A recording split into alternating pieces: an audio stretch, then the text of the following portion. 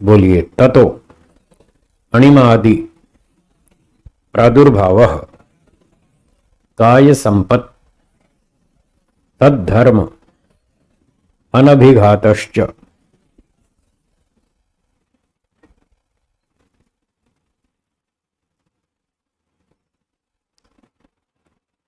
ततो उससे, भूतों पर विजय प्राप्त कर लेने से, जो पिछली सिद्धि भूत जय बताई, उससे और क्या लाभ होता है? ये लाभ होता है अणिमा आदि प्रादुर्भाव।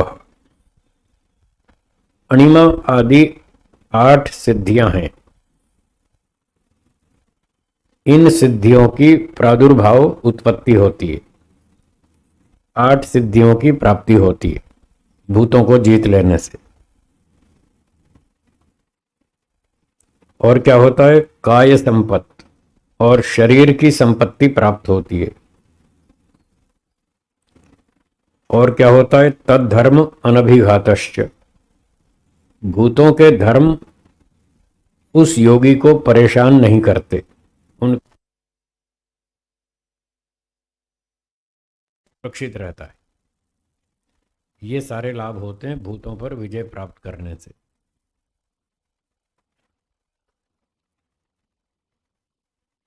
तो अणिमा, आपके पास पुस्तक में नीचे 8 नाम लिखे हैं, भावार्थ में देखिए। अणिमा, लघिमा, महिमा, गरिमा, प्राप्ति, प्राकाम्य, वशित्व, ईशितृत्व और यत्र कामावसायित्व, ये 8 सिद्धियां प्राप्त होती हैं। कुछ लोग इन सिद्धियों को शरीर में मानते हैं, तो महर्षि दयानंद जी ने पूना प्रवचन में कहा था, ये शरीर में नहीं होती, मन में होना संभव है। ये जो 8 सिद्धियां बताई, ये मन में तो हो सकती हैं पर शरीर में नहीं हो सकती। अणिमा का मतलब छोटा कर लेना। जैसे एक योगी का शरीर 6 फीट का है, 5.5-6 फीट का शरीर है, तो वो अणिमा सिद्धि से मक्खी जैसा छोटा कर लेगा। इतना छोटा, मक्खी जितना।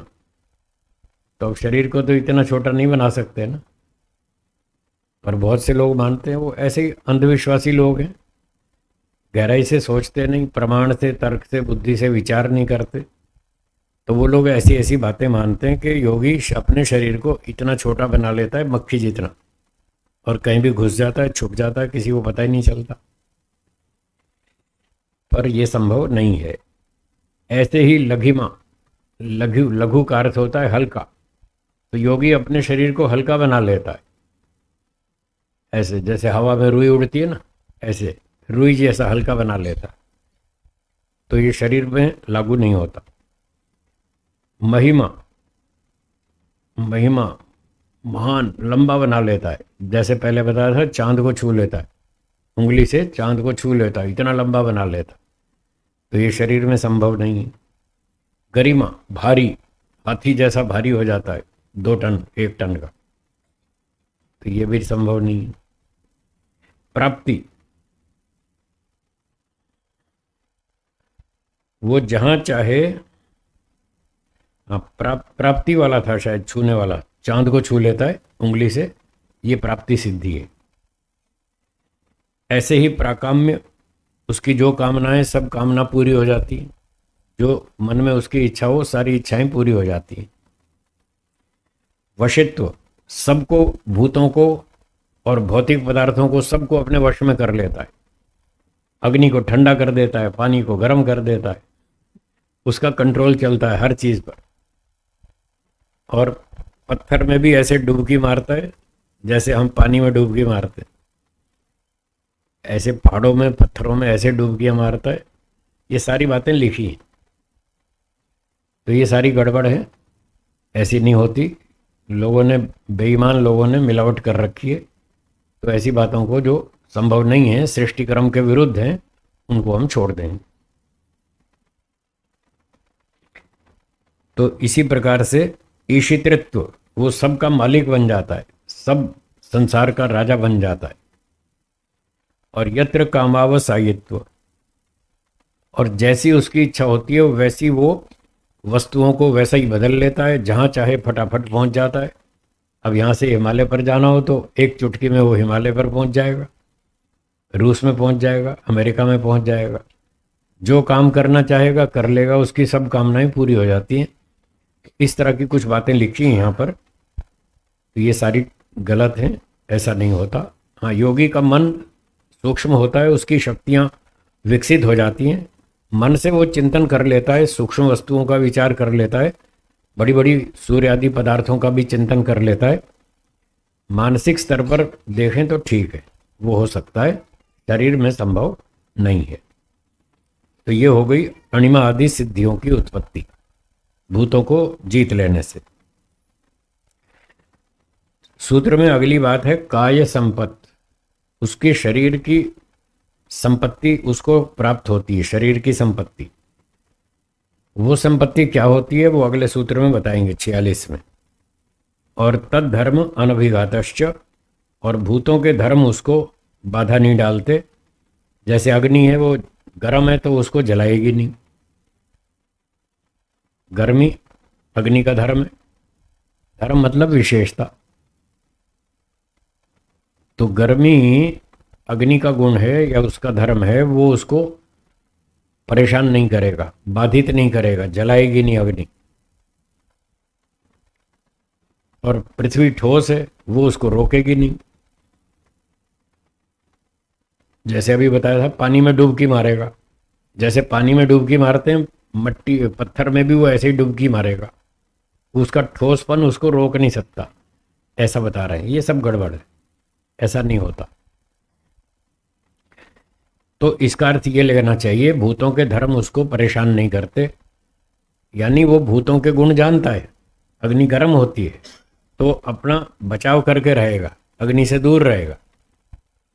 ठंड के दिनों में अगर ठंड ज़्यादा पड़ रही है तो आग जला के वो उतनी दूरी तक बैठेगा जितनी दूरी तक उसको अग्नि से लाभ हो रहा, उसको गर्मी मिल रही है, उचित मात्रा में उसको गर्मी चाहिए, तो उतनी दूरी पर बैठेगा और उस गर्मी का लाभ ले लेगा।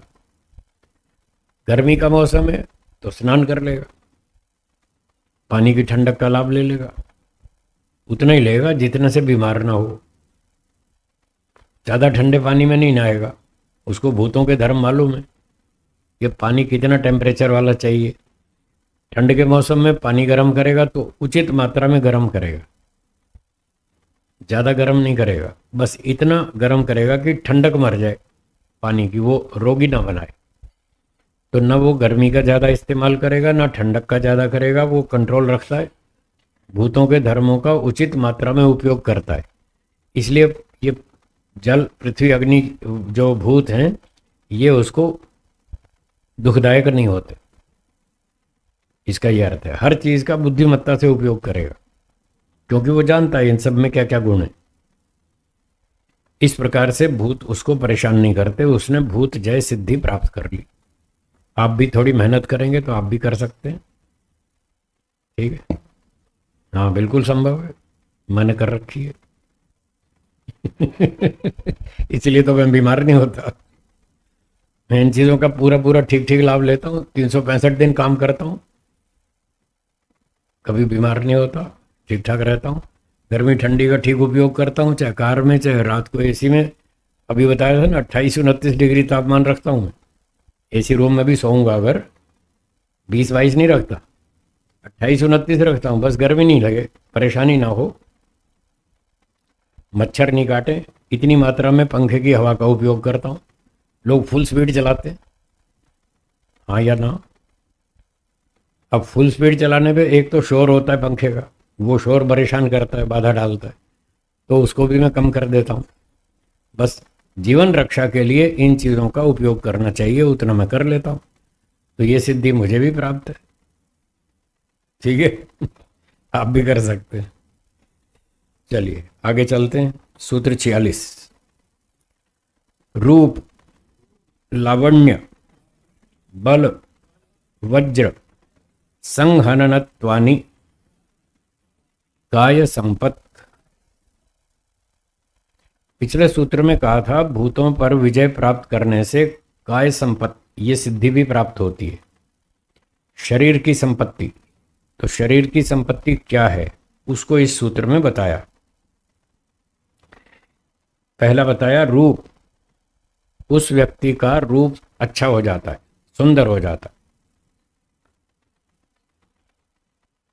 दर्शनीय हो जाता है। और लावण्य, उसका शरीर में, चेहरे में चमक होती है, आकर्षण होता है, कांतिमान हो जाता है, तेजस्वी हो जाता है। ये उसका दूसरा लाभ है, दूसरी संपत्ति शरीर की। और तीसरा बल, जब ये भूतों पर विजय प्राप्त कर लेता है, ठीक प्रकार से इनका उपयोग करता है, तो जैसे महर्षि दयानंद जी आदि थे, वो इन सब ये सारी सिद्धियां उनको प्राप्त थी, उनका शरीर बहुत बलवान था। तो ये तीसरी उपलब्धि है शरीर की, बल।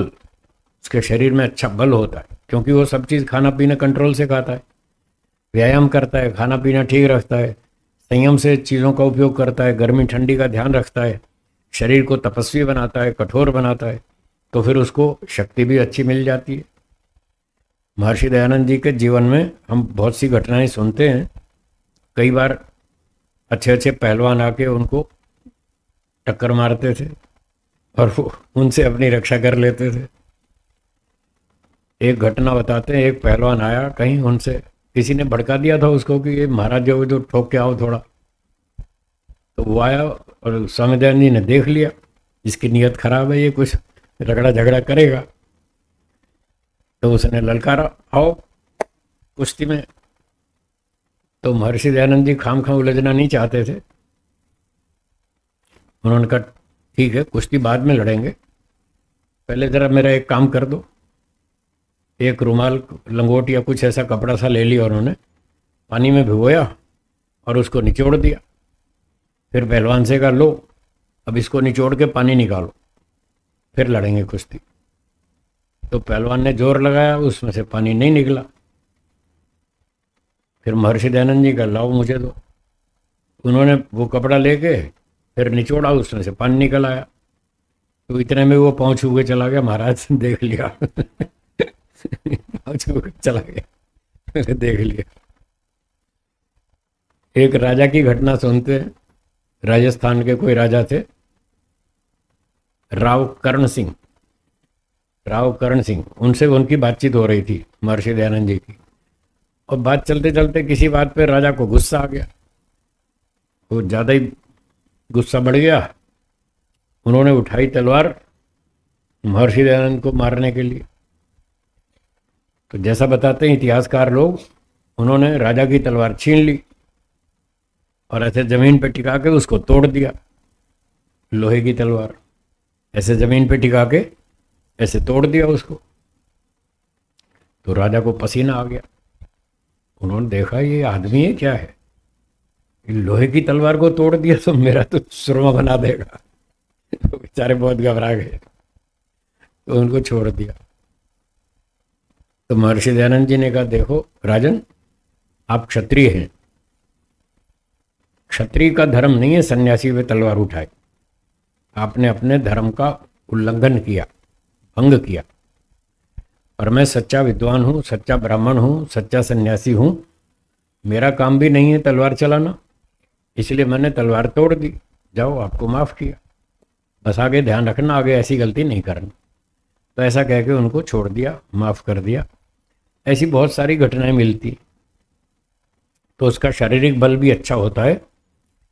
और एक चौथी बात बताई, वज्र संहननत्वम, उसका शरीर पत्थर की तरह दृढ़ हो जाता है।